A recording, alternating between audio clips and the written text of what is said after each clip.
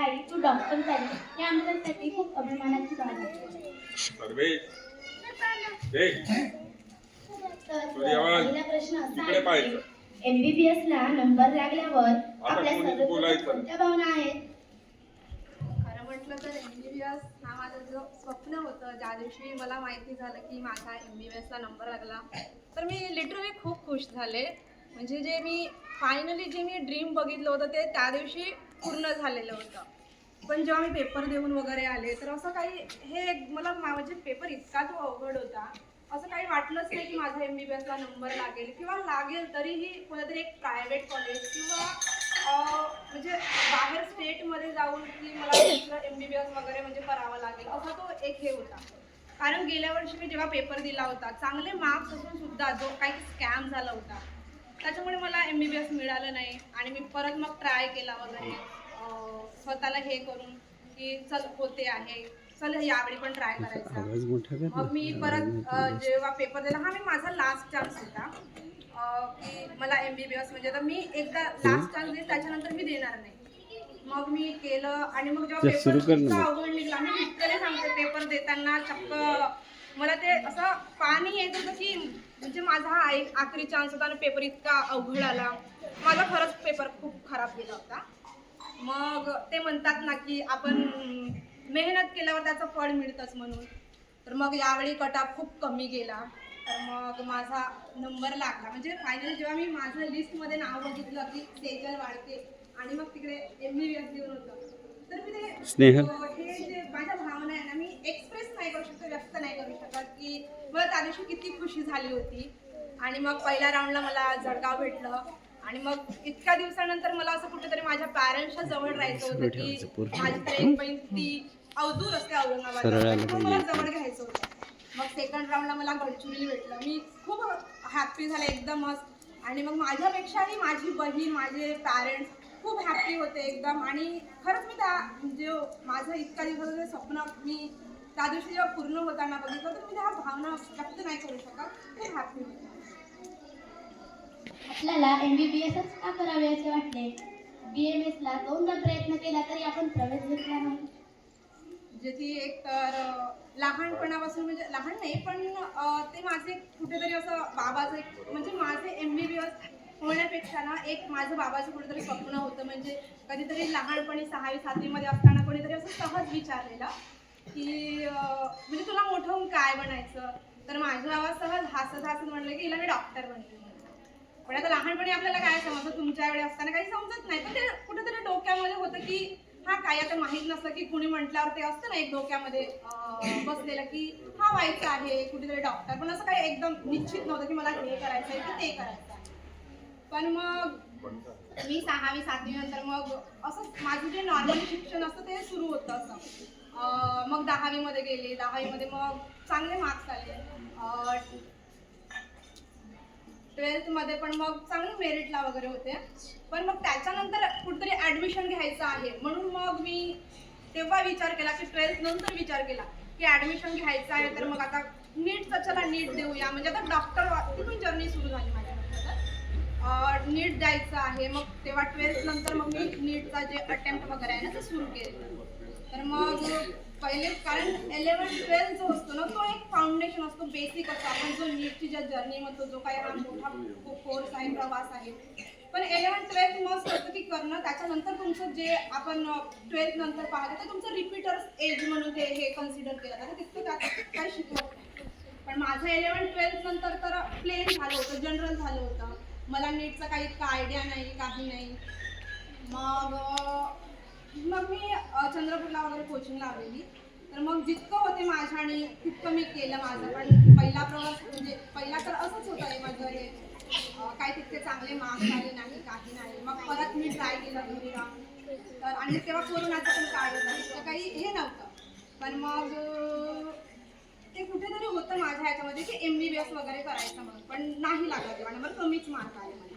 मला BAMS माझे सगळे फ्रेंड सर्कलमध्ये सगळेजण कोणी इंजिनिअरिंग करत होतं, कोणी BSc, कोणी जसं जमेल तसं त्यांनी त्यांच्या फील्डमध्ये त्यांनी त्यांचं हे टाकलं. मग मीच एक मागे आहे का, म्हणजे अजून मी सगळं माझं चांगलं असून मीच का असं मागे राहू, कुठेतरी एक होतं. म्हणून मग माझे घरचेही म्हटले की चल BMS काही वाईट नाही आहे हा. मग मी BMS मध्ये ऍडमिशन वगैरे घेतलं, डॉक्युमेंट सबमिट केलं, सगळं केलं. पण ते घरी येऊन कुठेतरी असं मनामध्ये वाटत होतं की म्हणजे काय मी करताय, कुठे मी ऍडमिशन घेतलं, माझं स्वप्न काय होतं, मला डॉक्टर बनायचं होतं. आणि मग BMS पण हे वाईट नाही, खूप चांगली एक डिग्री आहे. पण जे मला मी लहानपणापासून, कारण मला MBBSच्या कोर्सबद्दल पहिलं आपल्याला काही तितकं गावात असल्यामुळे लॅक ऑफ गायडन्स असतं, काही माहिती नव्हतं कोर्सबद्दल वगैरे काय असतात. तर सांगायचं म्हटलं की मला खरंच ते थोडं एक, मी खरंच घरी आलं ना खूप रडले की मला MBBS करायचं आणि मी BMS मध्ये ऍडमिशन वगैरे घेतलं. मग माझे पप्पा वगैरे म्हटले मग जाऊ दे, तुला नाही करायचं आहे ना. तर मग त्यांनी नंतर मग ऍडमिशन वगैरे कॅन्सल केली वगैरे. ते होतं कुठेतरी मनात की नाही, मला BMS नाही, मला MBBS पाहिजे. एकदाच लाईफ असते आणि मग मी समोर जाऊन रिग्रेट करण्यापेक्षा की हा मला MBBS करायचं नाही, BMS चूज केली, मग ते मला रिग्रेट नको हवं होतं आणि ते मला माझे स्वप्न पूर्ण करायचं होतं. म्हणून मी BMS मग त्याला एक निग्लेक्टच केलं. चल मी MBBS फायनल ट्राय करणार, पण मी MBBS करणार असं होतं. काय तुझे प्राथमिक शिक्षण कुठे झाले? त्याला हे करणार का पुढचं?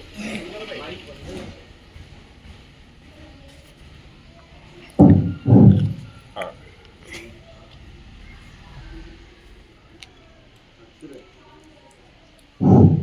नाही, तुझे प्राथमिक शिक्षण कुठे झाले? माझे प्राथमिक शिक्षण म्हटलं तर आपले झेडपी शाळा 1ली ते 4थ्या वर्गापर्यंत. आणि बेस्ट तो लाईफ म्हटलं ना, तुमच्या एवढं काही कशाचं टेन्शन नाही, काय नाही, मस्त फ्री लाईफ. 1ली ते 4थी तर आपलं इथेच झालं. आणि मग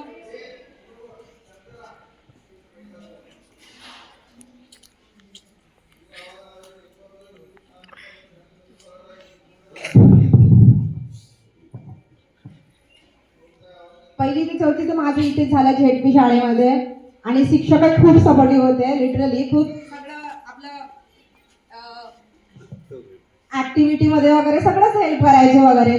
त्याच्यानंतर मी 5वी ते 7वी तिथे गेली आंबेडकर शाळेला. आणि मग पुढील माझा जो प्रवास होता तो 8वी ते 12वीपर्यंत मुलला झालेला. आणि खरंच मला माहिती आहे जर्नीमध्ये ना लिटरली खूप चांगले सपोर्टिव्ह, सगळ्या ॲक्टिव्हमध्ये प्रोत्साहन करणारे मोटिवेटेड सर टीचर वगैरे मिळाले. आणि आता तर माहीतच आहे, मी MBBSला गडचिरोलीला ॲडमिशन घेतलं. त्यानंतरचा शैक्षणिक प्रवास कसा झाला? बाहेर जाऊन शिक्षण घेताना कसा अनुभव आला? म्हणजे खरं सांगायचं झालं तर आपण जेव्हा 1लीतून 2ऱ्या वर्गात जातो, 2रीतून 3ऱ्या वर्गामध्ये जातो, तर मग प्रत्येक आपल्या एजमध्ये काही ना काही आपण अनुभव घेत असतो, नवीन आपल्या गोष्टी आपण बघत असतो, नवीन गोष्टीचा आपण बोध घेत असतो. तर मग असा मी माझा 1ली ते 7वीपर्यंत इथेच होता. पण असं बाहेर जाऊन कुठेतरी अभ्यास म्हणजे एज्युकेशन वगैरे काही करण्याचं ते नव्हतं. पण आपल्या गावामध्ये कसं सेमी नाही, काही कुठे इंग्लिश हे नाही. पण मग हायर एज्युकेशनसाठी म्हटलं की थोडं म्हणजे जर आपल्या इथे सेमी इंग्लिश असतं लिटरली मी इथे घेतलं असतं एज्युकेशन.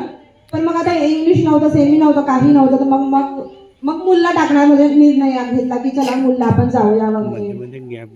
आणि सगळं तुमच्यासारखाच एन्जॉयबल आणि नॉर्मल लाईफ होती तिथे. पण सगळे मी जेव्हा एकटी नव्हते, माझी संपूर्ण तुमच्या शाळेच्या वगैरे जे 7वीपर्यंत इथे शिकलेल्या मुली होत्या, सगळ्या माझ्या फ्रेंड सर्कल, आमची एक बॅचच होती मुलला गेलेली.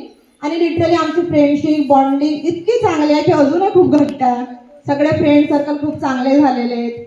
तिथे जाऊन सगळे सपोर्टिव्ह सर वगैरे सगळे, जसं इथे सर मला लाभले ना, लिटरली तिथे पण सगळे सर तसेच होते.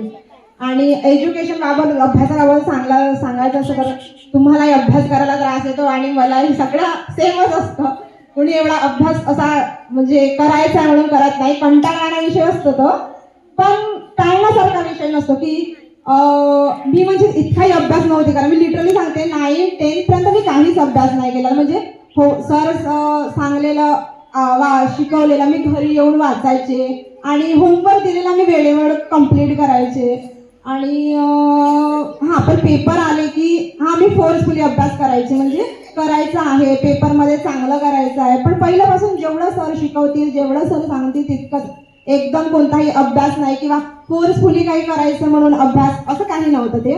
आणि मग खरंच हे जाणं येणं शाळेमध्ये वगैरे, आणि ट्रॅजेडी म्हणजे तर अशी की मुलला असताना वगैरे बसेस काही वेळेवर यायच्या नाही, बसेस सुटायच्या वगैरे, मग जुना सुरलावरून चालत येणं वगैरे पायी, हा तर होताच. पण कितीही चालत आलं किंवा कितीही म्हणजे जाणं येणं राहिलं तर काही असा थकवा नाही वाटायचा. तुमच्यासारखंच मस्त मस्ती करत एन्जॉय करत तेही लाईफ गेली. आणि मग आता त्याच्यानंतर जे 12th नंतरचं एज्युकेशन थोडं होतं मग की तेव्हा आलं असं बर्डन, काहीतरी असं करायचं आहे, अभ्यास करायचा आहे, कुठेतरी आपण स्टेबल व्हायचं आहे. सगळेजण स्टेबल झाले आणि आपण नाही आहोत अजूनपर्यंत स्टेबल म्हटलं तर.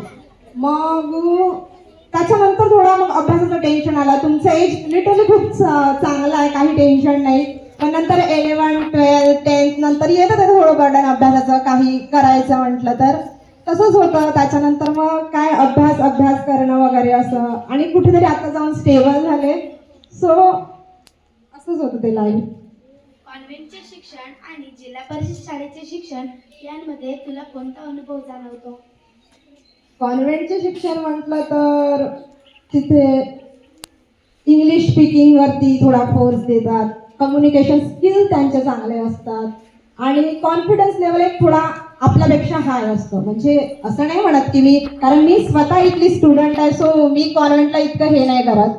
पण मग आपण जेव्हा नर्सरीमध्ये येतो की म्हणजे आपण अंगणवाडीत येतो आणि नर्सरीमध्ये लिटरली आपल्याला काही नॉलेज नसतं, तिथेही फक्त आपल्याला डेव्हलप व्हायचं स्किल शिकवतात, बोलण्याचे स्किल, इथेही आपलं तसंच असतं. आणि मग तिथून फर्स्ट स्टँडर्डमध्ये जाणं, पहिल्या वर्गात जाणं, ते शिकवतात टेबल 1 2 3, बस एवढंच काही असतं. पण कॉन्व्हेंट म्हटलं की तिथे पैसाही भरपूर लागतो. इकॉनॉमिकली जे काही स्ट्रॉंग पर्सन असतात, आपली तर आर्थिक गोष्टीच आपल्याला माहितीच असतं, आपण काही जाऊन कॉन्व्हेंटमध्ये काही हे करू शकत नाही वगैरे. आपलं तितकं एफर्ट आपले मम्मी पप्पा वगैरे तितकं हे प्रोव्हाइड, म्हणजे इकॉनॉमिकली जर आपले मम्मी पप्पा वीक असतील तरी सुद्धा मला कॉन्व्हेंटचे पैसे द्या, हे द्या वगैरे असं असतं. पण आपल्याला तेच जे काही तिथे जरी रिसोर्स चांगले असतील, बिल्डिंग चांगले असतील, पण स्टील आपली ही झेडपी शाळा किंवा आपल्याही गावातल्या शाळा काही बिलकुल वाईट नाही. कारण मी तिथे स्वतः शिकलेली आहे. सगळे जरी रिसोर्स कमी असले तरी सर इतके आपले मेहनत घेतात, कारण आपला बॅकग्राऊंड जो असतो, आपले मम्मी पप्पा शाळेत त्यांनी सकाळी उठतात, शेतात जातात वगैरे. आपण आपला जो शिक्षणाचा जो हे असतो ना, मूड असतो, ते आपल्या इन्व्हायरमेंटमध्ये किंवा सराउंडिंग मध्ये घरून काहीच आपले मम्मी पप्पा तितकं हे करत नाही.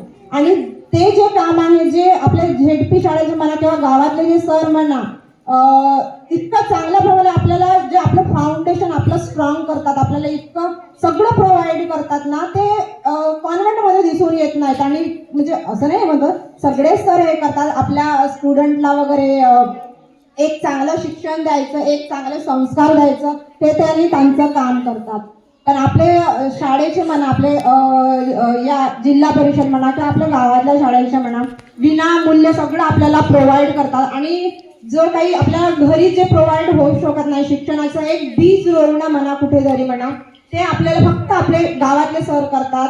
कारण सरांना खूप मॅटर करते, आपले मम्मी पप्पा तितके शिकलेले नसतात, आणि ते सगळं जे काय ना ते सरांना खूप मेहनत घ्यावी लागते. कमी रिसोर्समध्ये जेवढं काही होत असेल ते सर आपल्यामध्ये एक कुठेतरी एक बीज रोवत असतात एज्युकेशन बद्दल. मी स्वतः या शाळेची हे स्टुडंट आहे, आणि खरंच खूप आपली झेडपी शाळा म्हणा, तिथे आता मी जे काही फेस केलेलं आहे सांगते.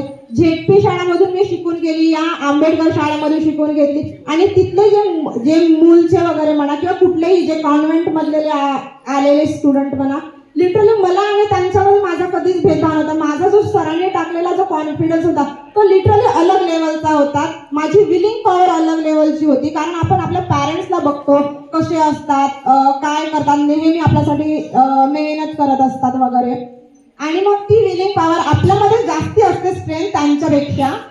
आणि कॉन्व्हेंट म्हटलं की आपण त्यांची हे नाही करू शकत, पण आपला जो कॉन्फिडन्स लेवल आहे तो ऍक्टिव्हिटीमध्ये म्हणा, सगळं आपण हे करण्यामध्ये म्हणा, सगळं खूप बेटर असतं. आणि आपल्याला लिटरली सर पण खूप सपोर्टिव्ह असतात ऍक्टिव्हिटीमध्ये म्हणा, किंवा आपल्यामध्ये जो काही डेव्हलपमेंट म्हणा, सगळं ते लिटरली जो आपला टोटल डेव्हलपमेंट असतो ते सर लिटरली चांगल्या पद्धतीने घडवून देतात. आणि हे सगळी जी शाळा म्हणजे आपली गावची शाळा म्हणा, ती लिटरली खूप बेटर असतं कॉन्व्हेंटपेक्षा, असं मला वाटतं. जनरली आपल्याला तर माहीतच आहे, खेडे शहर म्हटलं तर मोठ्या मोठ्या शहरात बिल्डिंग्स असतात, मोठे मोठे व्हेकल्स असतात, दुकान असतात, आपल्याला हवं नको असलेल्या सगळ्या वस्तू तिथे भेटतात. आपल्या गावात इतकं काहीच फॅसिलिटी नसतं. आणि जेव्हा आपण शहरामध्ये कुठे जातो सगळं काही मिळतं, आपल्याला ते थोडं चांगलं असं मोह वाटतं की भाई इकडे इतकं सारं वगैरे, आणि आपल्याकडे इतकं काही गावामध्ये नसतं. पण खेड्यात आणि गावाची गोष्ट सांगायचं जर हे झालं तर खेड्याचं बॅकग्राऊंड म्हणण्यापेक्षा जे सराउंडिंग असतं ते खूपच म्हणजे लॅक ऑफ गायडन्स असतं. शहरातले मम्मी पप्पा कसे सगळे ते एज्युकेटेड असतात, त्यांना थोडं ना थोडं लहानपणापासूनच मला मुलांवर प्रेशर टाकतात, नाहीतर अभ्यास कर, खेळून ये, सगळं कर पण अभ्यास कर. आपल्याला सांगणारं तसं कोणीच नसतं. आई वडील आपले तर शेतात जातात, थकून येतात, मग काय स्वयंपाक बनवून झोपायचं ना, आपल्याला झोपायला बस असं एज्युकेशन असतं आपलं. पण सराउंडिंग खूप मॅटर करते. आपण चांगलं एज्युकेशन घ्यायचं म्हटलं तर सराउंडिंग लिटरली खूप मॅटर करते. कारण मी माझे अनुभव सांगते, जेव्हा नीटचं हे माइंडमध्ये येतं की मला कुठेतरी हे व्हायचं किंवा इंजिनिअरिंग बनायचं, कुठेही कोणतंही क्षेत्र निवडायचं, त्याचं जे हे रूट असतं ना, ते बेसिक जे असतं ते आपल्याला 10th नंतर जे काही करायचं असतं ते म्हणजे 11-12 पूर्ण फाउंडेशन कोर्स असतो कोणताही हे करायचं म्हटलं. आणि मी गावामध्ये होते, कोणी सांगणारं नव्हतं, काही नव्हतं. तर मग माझं 11-12 जनरल झालं आणि मग मला कुठेतरी ॲडमिशन घ्यायचं आहे या हेतूने मी नीटकडे बघितलं. ऑलरेडी कितीतरी मुलांचं जे फाउंडेशन कोर्स वगैरे झालाय, सगळं झालेलं होतं. आणि मग त्याचा जो हे काही आहे म्हणा ते मला नंतर फेस करावं लागलं की माझ्या या जर्नीमध्ये मला 3-4 वर्ष द्यावे लागले. नाहीतर मी 11-12 केलं असतं, एक फाउंडेशन कोर्स घेऊन मला इतका खरंच वेळ लागला नसता. म्हणून आपलं जे बॅकग्राऊंड असतं आपल्याला पूर्ण नॉलेज भेटत नाही, गायडन्स भेटत नाही. म्हणजे सपोर्ट आपल्या मम्मी पप्पांचा असतो, सरांचा असतो, पण जे आपण हायर लेवलला जाऊन जे काही घेतो म्हणतो ते प्रॉपर नसतं आपल्या सराउंडिंगमध्ये. लोकही खूप बोलतात वगैरे, आपण घरी वगैरे दिसलं तर काय करत नाही वगैरे समथिंग. पण मग गाव आणि खेडत जसं मी सांगण्यापेक्षा ना, तुम्ही आता 7वी नंतर तर आपल्या याच्यामध्ये किंवा इथे जा आंबेडकर शाळेमध्ये, त्याच्यानंतर जर तुम्ही मुलला जा, मी सांगण्यापेक्षा तुम्ही जे अनुभव करता गाव आणि शहरमधला डिफरन्स ते जास्त इम्पॉर्टंट आहे असं मला तरी वाटतं. पण लिटरली जो लॅक ऑफ गायडन्समुळे माझं जे नुकसान झालं ते लिटरली तुमचं नको व्हायला. कधीही मला याच्याबद्दल जर तुम्हाला हायर एज्युकेशन बद्दल काही वाटलं वगैरे थोडं विचारावं असं तर मला नक्की हे करा, मी नक्की हेल्प करेल तुमची. अभ्यासाव्यतिरिक्त इतर कोणते छंद आपण जोपासता? अभ्यास सगळ्यालाच कंटाळवाणा असतो, मलाही कंटाळवाण्याचा, पण तो करायचा म्हणून मी करते. अभ्यासाव्यतिरिक्त सांगायचं मला की मला डान्स खूप आवडतं. मी इथेही असताना खूप डान्स करायचे, बाहेर जाऊन सर वगैरे घेऊन जायचे तेव्हा. आणि मग खूप आत्ता पण मी माझ्या कॉलेजमध्ये कधी प्रोग्राम्स होतात तर मी डान्स करते. मला असं वाटते मी डान्समध्ये खूप एन्जॉय करते, डान्स करणं म्हणजे, तर ते मला खूप आवडतं. पण आता इतक्यामध्ये म्हटलं तर मी नीटच्या जर्नीमध्ये कोणी माझी बहीण नव्हती माझ्यासोबत वगैरे, ती तिच्या कॉलेजमध्ये होती. आणि मम्मी पप्पा सुद्धा मला डिस्टर्ब होईल म्हणून माझ्याशी तितके बोलायचं नाही, अभ्यास कर असं त्यांचं होतं. मग मी तेवढ्या याच्यामध्ये मग थोडंसं पोएट्री वगैरे, थोडंसं कविता वगैरे बनवायला लागले की मनात जे विचार येते ते लिहायचं वगैरे. असं काही आता नाही करत, आता तर लिटरली शेड्यूल खूप बिझी असतो वगैरे, कॉलेजमध्ये जायचं, प्रॅक्टिकल वगैरे असं तसं. पण मध्ये कविता करायला लागली होती. पण डान्सिंग लिटरली मला अजून आवडते वगैरे. आमची शाळा तुम्हाला कशी वाटते आहे? पुढच्या शिक्षणाबाबत कोणत्या अपेक्षा आहेत? लिटरली झेडपी शाळा म्हणजे आम्ही ज्या काळात ही शाळा अनुभवली होती आणि आता खूप डिफरन्स आहे आणि इतकं इम्प्रूव्हमेंट आहे की लिटरली खूप छान आहे. म्हणजे आताही असं वाटतं की या शाळेत यावं, शिकावं असं. पण खरंच खूप आता जे डिजिटल जे काही आपण एज्युकेशन म्हणतो त्यांचा प्रॉपर सरांनी उपयोग केलेला आहे आणि तुम्हाला लिटरली खूप चांगलं एज्युकेशन देत आहे. त्या दिवशीच आपण बघितलं प्रोग्राममध्ये इतके ऍक्टिव्हली लहान मुलापासून तुम्ही इतकं सुंदर प्रोग्राम दिला, तुमचा परफॉर्मन्स इतका सुंदर गेलेला, असं कुठेही वाटलं नाही की मी एका गावातल्या शाळेचं इतकं सुंदर डान्स वगैरे जे काही तुम्ही केलेलं परफॉर्मन्स असं पाहता असं बिलकुल मला काही वाटलेलं नाही. आणि लिटरली खूप सरांनी खूप इम्प्रूव्हमेंट केलं, खूप डेव्हलप केलं या शाळेला. आणि तुम्हाला सुद्धा लिटरली तुमचा ते ऍक्टिव्हनेस पाहून वाटलं.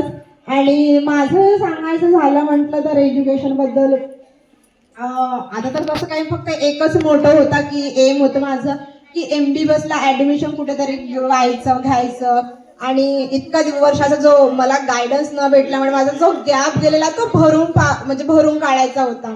काही असं समोर जाऊन काय करायचं असं तर हे नव्हतं, फक्त नीट क्लिअर करायचं आणि MBBSला ॲडमिशन घ्यायचं, बस हा एम होता. पण असं थोडं नंतर असं वाटतं की हां कुठेतरी नंतर स्पेशलायझेशन करावा, MD करावा, MS आणि काही जर असं कधी जर झालं तर कॉम्पिटिटिव्ह एक्झामची तयारी करायची वगैरे हे आहे एक डोक्यामध्ये कुठेतरी. पण बघू आता समोरचा प्रवास कसा होतो. तर आपल्या घरचे शैक्षणिक वातावरण कसे होते? घरचं सांगायचं म्हटलं तर ते सगळे आपले पॅरेंट्स वगैरे, आपली बहीण भाऊ जे सगळ्यांच्या घरी असतात तसंच होतं, आजोबा आजी वगैरे. माझं प्रॉपर घरचं सांगायचं झालं तर आम्ही जेव्हा तुमच्या वेळेत 4थी 5वीमध्ये असंच काही अभ्यास नाही काही नाही, पण घरी गेल्यावर मम्मी वगैरे संध्याकाळी थोडंसं हे शिकवायची, म्हणजे 1 2 3 ABCD 1 2 3 बस तिला जितकं यायचं ती तितकं हे करून घ्यायची. मग 6वी 7वी जेवढं आम्हाला जमेल तेवढं आम्ही करायचं वगैरे. एवढं तर अभ्यास कुणीच करत नाही आणि मी पण नाही केलेला, तुमच्यासारखंच एन्जॉय करायचं वगैरे तसंच होतं. आणि मग 9वी 10वीपर्यंत काही नाही नॉर्मल होतं, पण 10th नंतर जेव्हा मी 10th मध्ये गेलेले लिटरली तेव्हा माझ्या मम्मी पप्पांनी पहिल्यांदा माझी घरची TV बंद करून टाकलेली, म्हणजे आम्ही पण नाही बघणार तू पण नको बघूस असं झालं होतं तेव्हा. आणि मग तेव्हा अँड्रॉइड मोबाईल नव्हते, काही नव्हते आणि डिस्टर्ब व्हायचं असं काही एक डिस्ट्रॅक्शनचं हे नव्हतं. आता आपल्याकडे सगळ्यांच्याच घरी अँड्रॉइड मोबाईल असतात, सगळं असतं. आपण जास्त वेळ त्या अँड्रॉइड मोबाईलमध्ये गेम खेळतो, काही जे काही आहे ते हे करतो.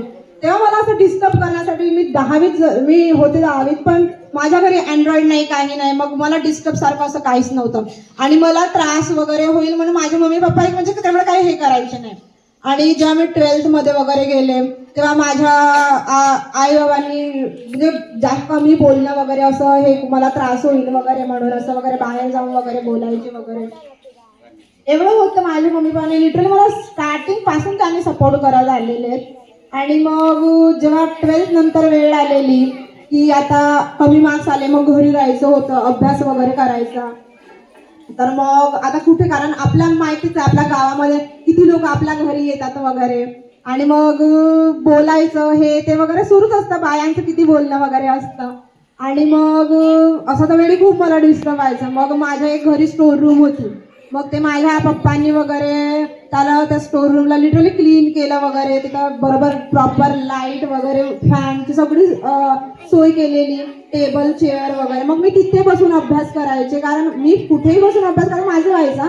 पण एक नंतर जो हे असतो ना फेज असतो की आपल्याला अभ्यास करायचा आहे, कुठेतरी हे करायचं, जेव्हा माझा लास्ट चान्स होता मला सगळं माझं पूर्ण म्हणजे जेवढं काही माझं बेस्ट होईल मला ते बेस्ट द्यायचं होतं. आणि मग मी त्या खोलीमध्ये राहून वगैरे अभ्यास करायची. कधी असं बाहेर दिसलं तर लोक विचारायचे की अबे तू अजून गेलीस नाही, कुठे ऍडमिशन घेतलं, असं तसं विचारायचे. तर प्रश्नांना उत्तर द्यायचं का, त्याच्यापेक्षा मी चांगली माझ्या त्या एका खोलीत राहायचे, अभ्यास करायचे, वाटलं तर थोडंसं बाहेर निघायची. आणि मग लिटरली मी प्रॉपर अभ्यास करायचा वगैरे. आणि मम्मी पप्पा लिटरली खूप सपोर्टिव्ह होते, म्हणजे तू कर, तुला जे करायचं ते कर, आम्ही तुला डिस्टर्ब नाही करा. त्यांच्याने जेवढा प्रयत्न होते ना त्यांनी लहानपणापासून मला ते सपोर्ट करत आलेले. आपण आम्हाला यावेळी कोणता संदेश द्याल? मी तर इतकी मोठी नाही झाली तुम्हाला संदेश देणार, पण खरंच तुमची जे लाईफ आहे ते खूप एन्जॉय करा, खूप एन्जॉय करा. आता तुमच्या डोक्यात काहीच सुरू नसतं, खायचं प्यायचं, थोडं थोडं वाचायचं, जे काही सर शिकवतील ते शिकायचं, एवढंच असतं. आणि लिटरली खूप चांगली लाईफ असते. आणि मग पण हां, सरांनी जे शिकवलं आहे, जे काही तुम्हाला होमवर्क दिलेला आहे ते करत जा, थोडं थोडं काही असंच गंमत वाचत जा. तर इतके तुम्हाला प्रोग्राम घेतात, प्रॅक्टिकल्स तुमच्या याच्यामध्ये होतात, तर मग लिटरली खूप चांगलं आहे तुमच्यासाठी. आणि मग जे काही कराल समोर जाऊन, कधी आता तर तुम्हाला काही वाटणार नाही, पण जेव्हाही कधी जाऊन तुम्हाला हिट झालं की मला हे करायचं आहे, ते करायचं आहे, या फील्डमध्ये घ्यायचं आहे, तर लिटरली तुम्हाला जेवढं देता येईल ना तेवढं तुम्ही तुमचं बेस्ट द्या. तुमच्या मम्मी पप्पाला, म्हणजे आपण मम्मी पप्पाला आपल्याला पाहतोच, खूप मेहनत घेतात वगैरे, त्यांना अभिमान वाटेल, त्यांना प्राऊड होईल असं काहीतरी करा तुम्ही. आणि मस्त एन्जॉय करा. बस जेवढी सिच्युएशन आली ना हसत फेस करा त्याला, खरंच चांगलं होईल. आणि काय तुमच्या याच्यामध्ये तुम्ही खूप मेहनत घ्या बस. शालेय शिक्षणात तुझे सर्वात आवडते शिक्षक कोणते होते? शालेय शिक्षणात सांगायचं झालं तर मी जेव्हा इथे होते ना तेव्हा वेलादी सर होते. ते हमेशा एक गाणं म्हणायचं, शेठजी बाईचा कोंबडा, शेठजी बाईचा कोंबडा वगैरे म्हणून. तर मला असं वाटतं मलाच चिडवतायत, मग माझ्यावर गाणं म्हणतात. ते मला अजून एक गोष्ट आवडते. आणि माझे जे क्लास टीचर होते दुधे सर म्हणून, ते लिटरली खूप सपोर्टिव्ह होते. आणि म्हणजे सगळ्यांनाच असं कोणी डिसएबल वगैरे सगळ्यांना जे लहान म्हणजे सगळेच सर तसे होते. पण मी त्या सरांना जवळून वगैरे बघितलं, जे मला आठवते वगैरे ते दुधे सर होते. दुधे सर खरंच ते खूप चांगले शिक्षक होते असं मला वाटतं.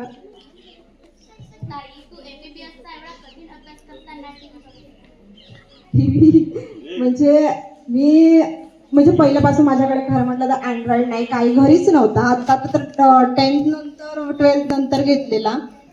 मग मला आता माझं जेव्हा हे झालेलं 12th नंतर एज्युकेशन, तेव्हा मला माझा अँड्रॉइड म्हणजे आता कसं पहिले काहीच नव्हतं असं मोबाईलचं वगैरे. पण जेव्हापासून कोरोना निघाला, ऑनलाईन सगळं एज्युकेशन झालं, तेव्हापासूनचं मग आम्ही ऑनलाईन करायला लागलो. आणि टी व्ही म्हटलं तर हा एन्जॉयमेंटसाठी सगळेच जण टी व्ही बघतात, सगळेच जण मोबाईल वगैरे बघतात. आणि बघायचं असं नाही का अभ्यासच करायचं किंवा तुम्ही जे एक कोणतं तरी पकडलं आहे, कोणतं तरी याच्यामध्ये जायचं तेच करायचं नाही, बिलकुल नाही. कारण आताचे कसे फेज झालेले आहेत की आपण खूपच लवकर डिमोटिवेट होतं म्हणा, किंवा जो काही हे आपला माइंडसेट वगैरे आता तुम्हाला काही वाटणार नाही नंतर जेव्हा काय झालं तर. पण एक एन्जॉयमेंटसाठी म्हणा, फ्रेश माइंडसाठी म्हणा, फ्रेश राहणं, एन्जॉय राहणं खूपच एक गरजेचं आहे असं मला वाटतं. तर टी व्ही वगैरे मोबाईल एक जेवढा फावला वेळ आहे ना तेवढं बघा. मी अजूनही वापरते मोबाईल, पण जे माझे आता इन्स्टा ओपन केलेलं आहे, फेसबुक तर अजूनही माझ्याकडे नाही आहे. पण जे मला जेवढे माझ्या कामात ॲप्स येतील वगैरे तिथून मला जेवढं घेण्यासारखं होते मी तेवढं घेते. पण त्याचे नोटिफिकेशन अजूनही माझ्याकडे बंद आहेत. जेव्हा मला काम पडते मी तेव्हा बघते. आणि खरंच MBBS मला तर खूप टफ अभ्यास आहे. म्हणजे मी जेव्हा कोणताही इथून जेव्हा मी 8वीमधून म्हणजे 7वीमधून जेव्हा 8वीमध्ये गेले मग तेव्हाही असं वाटायचं की माझं काय वगैरे होईल का, इतके सारे म्हणजे नवीन नवीन हे आहे, चांगले आलेले कॉन्व्हेंटमधून आलेले वगैरे विद्यार्थी वगैरे आहेत. मग माझं काय, पण सरांनी लिटरली कॉन्फिडन्स जो माझा लेवल टाकलेला होता. तेव्हाही टी व्ही बघायचे, आत्ताही बघते, फक्त पेपर आल्यावर अभ्यास करते. आणि जे सर वगैरे टीचर वगैरे शिकवतील ते वाचते. तेवढे जरी तुम्ही केलं ना तर खूप पुरेसं आहे. आणि एन्जॉयमेंटसाठी वगैरे टी व्ही बघा, मोबाईल बघा, पण एन्जॉयमेंटसाठी बघा. थोडं थोडं जेवढं होईल तेवढं. एवढे बघून डोळे खराब नको करा तुम्ही बस. तू टीव्ही बघतेस तर तुझा आवडता कार्यक्रम आणि आवडता हिरो असेल? जे तसं काही आवडतं वगैरे मला अजून काही असं आहे नाही. पण टी व्ही बघते, हा मला कॉमेडी खूप आवडते वगैरे असं. म्हणजे आता तर सिरियल वगैरे असं काही आवडत नाही. लहानपणी वगैरे सगळे बघायचे म्हणून घरचे बघायचे. मूवी बघायचं राहिला तर ते मी एवढी 3 तासाची मूवी राहते, मला ते बघायला खूप त्रास होतो म्हणून शॉर्ट मी 12 मिनिटाचे वगैरे बघून टाकते त्याचं जे काय आहे ते. आणि आवडता हिरो म्हणजे असं कोणी आहे नाही अजूनपर्यंत. माझं ते कधीतरी चायनीज मूवी बघितली होती, ते कोणीतरी ते थोडं हे झालेलं. पण असं काही आवडतं वगैरे माझं अजून काही आहे नाही. पण हा कॉमेडी मला खूप आवडते बघायला वगैरे, कारण त्याच्याने माइंड फ्रेश होतो, आपण खूप हसतो. जरी कोणी नाही राहिलं तरी मस्त कॉमेडी बघायची, हसायचं, एन्जॉय लाईफ करायचं, म्हणून कॉमेडी आवडते मला. आवडते छंद म्हणजे हेच आपलं डान्सिंग वगैरे, कधी कधी पोयम बनवायचं वगैरे, बस कधी थोडंसं बॅकग्राऊंड सिंगर म्हटल्यासारखं कधी गाऊन टाकायचं. जसं एन्जॉयफुल मुवमेंट म्हणजे जे काही लाईफ जगता येईल ते जगायचं, प्रत्येक सिच्युएशन एन्जॉयफुली टॅकल करायची, बस इतकं असतं माझं. अभ्यासाबाबत तू आम्हाला कोणता मार्गदर्शन करशील? अभ्यास लिटरली अभ्यास ना खरंच कंटाळवाणा आहे. मलाही खूप कंटाळवानाच वाटतो तो विषय.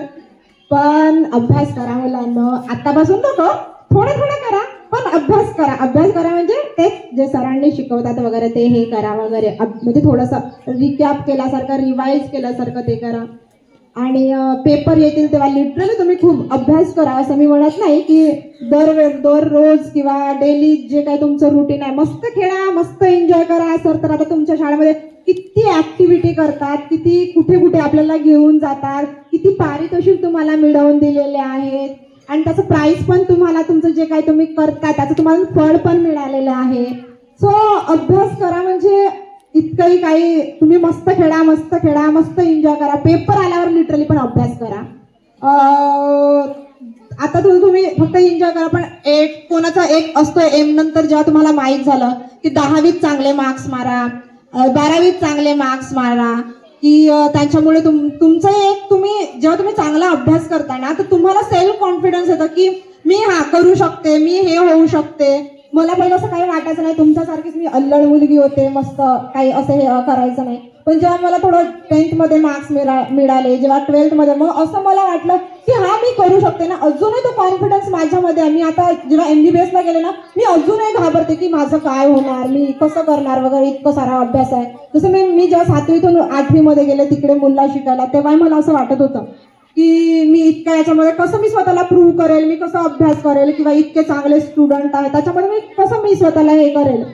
पण ते पण हे निघून गेलं त्यांच्या पाहता सगळं वगैरे. आत्ताही तसंच भीती वाटते की माझ्या कॉलेज जरी जवळचा असला तरी लिटरली तिथले मुलं मुली आउट ऑफ स्टेटचे आहेत. कोणी राजस्थान मधून आलेलं, कोणी MP मधून आलेलं, कोणी मुंबई, पुण्याचे तर खूप सारे जण आहेत. असे जवळपासचे म्हटलं तर खूप कमी जण आहेत. तर मग त्यांचं जे कम्युनिकेशन स्किल आहे, जे बोलण्याचं हे आहे, जो कॉन्फिडन्स आहे, तो माझ्यात अजूनपर्यंत तर नाहीये. पण कुठेतरी हा कॉन्फिडन्स आहे की मी स्वतःला जर हे केलं तर मी समोर मी चांगली करू शकते वगैरे. हा कॉन्फिडन्स माझा लहानपणापासून आहे. कारण सर लिटरली इतके जे घरून आपल्याला मिळत नाही ना, ते सर आपल्याला देतात. जे शिक्षणाचं हे आहे ना, ते सर आपल्यात रुजवतात. आणि जो मला गावपासून हा जो एक कॉन्फिडन्स मिळाला आहे ना, तो अजून नाही माझ्या याच्यामध्ये आहे. आणि मला असं वाटतं की मी समोरही जाऊ, मी जरी माझ्याने नाही जमलं तरी मी माझं एकदम बेस्ट देईन, जितकं जमू शकेल ना तितकं देईन. बस मी एवढं सांगते की बेस्ट करा वगैरे. राष्ट्रीय नेता म्हणजे मी तर अजून ते जे काही राजकारणचं वगैरे असं आहे हे तर बघत नाही वगैरे, असं काही नाही. पण कारण अजूनपर्यंत त्या फेजमध्ये मी आली नाही आहे. आतापर्यंत तर अभ्यास नीट, बाकीचं दुसरं काही बघायचं नाही, काही नाही. थोडं वाटलं की कॉमेडी बघायचं, काही मूवीज नाही, काही नाही, असंच होतं ते. आणि मग असं काही TV किंवा याच्याबद्दल मी कधी हे गेलेलं नाही. पण राजकीय नेता असं काही आहे नाही, पण आहे एक आपले पुराणे झालेले, आपले जे डॉक्टर आंबेडकर, छत्रपती शिवाजी महाराज जे थोर नेते होऊन वगैरे गेले, ते खरंच ते म्हणजे अजूनही ते माझे आयडियल वगैरे आहे सगळं ते जे काही आहेत. आणि असं म्हणलं झालं तर आपले संजू भाऊ येलूरकर तर आहेतच ते काका, जे आपल्या गावाला किती सपोर्ट करतात वगैरे, किती लिटरली ते कोणत्याही गोष्टीला ते सपोर्ट करतात. तर असं आहे की जे म्हणजे राजकीय नेत्याबद्दल तेवढं काही मला हे नाही, पण जे मी बघते त्यांच्याबद्दल तर सांगू शकते. तू TV बघण्यासाठी आणि अभ्यासासाठी किती वेळ देतो? अभ्यासासाठी म्हणजे काही असा वेळ वगैरे फिक्स नव्हतं, जेव्हा इच्छा झाली वगैरे असं. म्हणजे मी सकाळी अभ्यास करते, मला रात्रीचा अभ्यासाचा हे काही नाही आहे. मी रात्री लिटरली झोपते. जेवढं प्रॉपर पुरेशी झोप घेणं खूप महत्वाचं आहे. 6-7 तास झोपा मस्त पैकी. आणि अभ्यास म्हणजे जेव्हा मला कंटाळा येतो अभ्यास करून वगैरे तेव्हा बघायचा. आता जर TV तर तिकडे हॉस्टेल असतं, TV नसतं वगैरे, तर मोबाईल बघायचं, काय ते थोडं रील्स बघायचं, यूट्यूबवर वगैरे जे काही होईल ते वगैरे बघायचं. पण पेपर्स आले म्हणा, काही आले तर सगळं मला ते जे काही मी TV बघते म्हणा, जे काही हे बघते म्हणा, सगळं त्या गोष्टी दूर होतात. आणि फक्त अभ्यास, जो काही अभ्यास असतो तो असतो. 2 मिनिटासाठी मी काही असं TV किंवा हे उघडून बघत नाही. तसं तर सगळ्याचेच नोटिफिकेशन बंद असतात. पण पेपर आणि जेव्हा माझा अभ्यास म्हटलं तर ते खूप हे असतं की एकदमच मी घरी असताना जेव्हा माझ्या 10चे 12चे पेपर्स वगैरे सुरू व्हायचे, तर असं व्हायचं की मी अभ्यास करायचे, माझी मम्मी मला चारून द्यायची वगैरे, असं व्हायचं तेव्हा. तर मग अभ्यास आणि TVचा म्हणजे मी अशी खूप बघते TV वगैरे, असं काही नाही राहिलं. कधी कंटाळा आला का चक्क दिवसभर कधी बघायचं, थोडं असं बघायचं. पण पेपर जे काही आला तर अभ्यास करायचा, एवढं करते मी बस. धन्यवाद ताई. तुम्हाला पुढील काळात उज्ज्वल यश मिळू दे अशी शुभेच्छा. आपण इथे येऊन आमच्याशी हा संवाद साधला याबद्दल आपले मनपूर्वक आभार. हा मनामनाचा संवाद सर्वांसाठी लाभदायक ठरावा या शुभेच्छा. थँक्यू.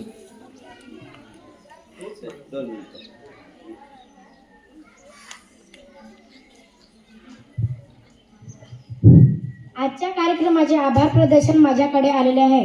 आज आपण संवाद मनामनाचा हा कार्यक्रम साजरा करण्यासाठी इथे जमलेला आहोत. सेजल ताई, तुम्ही आम्हाला छान असं मार्गदर्शन केलं, त्याबद्दल तुमचे आभार. आणि बहुमूल्य वेळ काढून आमच्यासाठी आम्हाला मार्गदर्शन केलं, त्याबद्दल पण तुमचे आभार. आणि विद्यार्थ्यांनी चांगलं ऐकलं, त्याबद्दल विद्यार्थ्यांचे पण आभार. आणि हा कार्यक्रम इथे संपला असे जाहीर करते. धन्यवाद.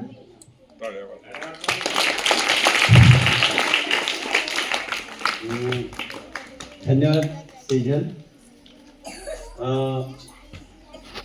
त्या दिवशी आपल्या स्टेजवर म्हणजे त्या दिवशी आम्ही सुनील भाऊंना पत्रिका द्यायला गेलो आणि तिथे सेजलची भेट झाली आणि टिकले सरांच्या डोक्यात आलं की आपण तिचा सत्कार करायचा. त्या दिवशी आपण सत्कार केला, कार्यक्रमात केला की नाही. तर त्या दिवशी मला वाटलं की आपली तिथे भाषण देण्यापेक्षा इथे बोलवून त्यांचं, आता इथे आपण प्राथमिक शाळेचे विद्यार्थी आहोत, तिने फार हायस्कूल कॉलेजच्या सारखा आपला प्रोग्राम झाला. तुम्हाला मुलाखतीचे 5 प्रश्न जरी लिहिता आले, आपल्याला काय असतो मुलाखतीचे प्रश्न लिहा, शेतकऱ्यांच्या मुलाखतीचे प्रश्न, डॉक्टरच्या मुलाखतीचे प्रश्न असतात की नाही, ते लिहिता आले तरी झालं. पण तुमच्या या 100-150 विद्यार्थ्यांमध्ये 1-2 मुलांच्या डोक्यात जरी प्रकाश पडला की आपल्याला काय व्हायचं आहे, डॉक्टर, एवढं झालं तरी आजच्या कार्यक्रमाची यशस्वीता आहे. तुम्हा सगळ्यांना अशा संधी मिळाव्या म्हणूनच आपण हे नेहमीचे कार्यक्रम आपल्या शाळेत घेत असतो.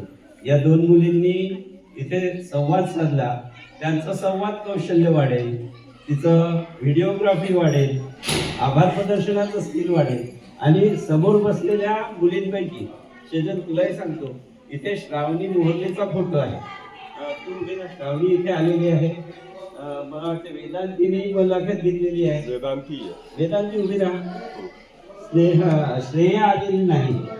तर या मुलींपासून ही सुरुवात झाली आणि आता हे 3रं वर्ष आहे आपण हा प्रोग्राम सतत घेत आहोत. सगळ्यांनी तारीफ केलेली आहे, जिल्हाभर हा कार्यक्रम आपला गाजलेला आहे. आजच्या कार्यक्रमाला आपण सगळ्यांना बोलवलेलं होतं, पण सगळ्यांच्या कामाची वेळ आहे. संजू भाऊ इथे वेळेवर उपस्थित झाले, विनोद भाऊ आलेले आहेत, त्यांचाही आभार मानतो. आपण संजू भाऊंतर्फे सेजलला एक पुष्पगुच्छ देऊया आणि एक फोटोग्राफ देऊया. तुझा एक ऑटोग्राफ.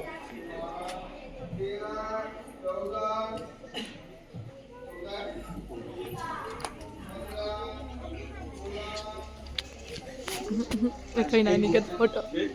त्यांच्या फोटो द्या. किती फोटो काढा. इकडं तिकडं फिरायला लागते फोटो. फटा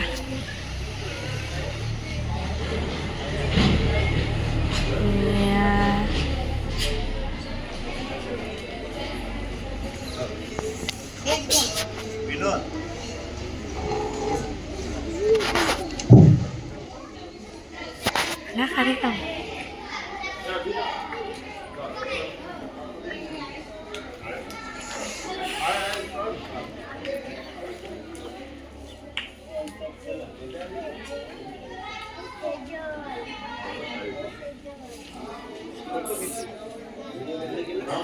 नाही चालूच आहे.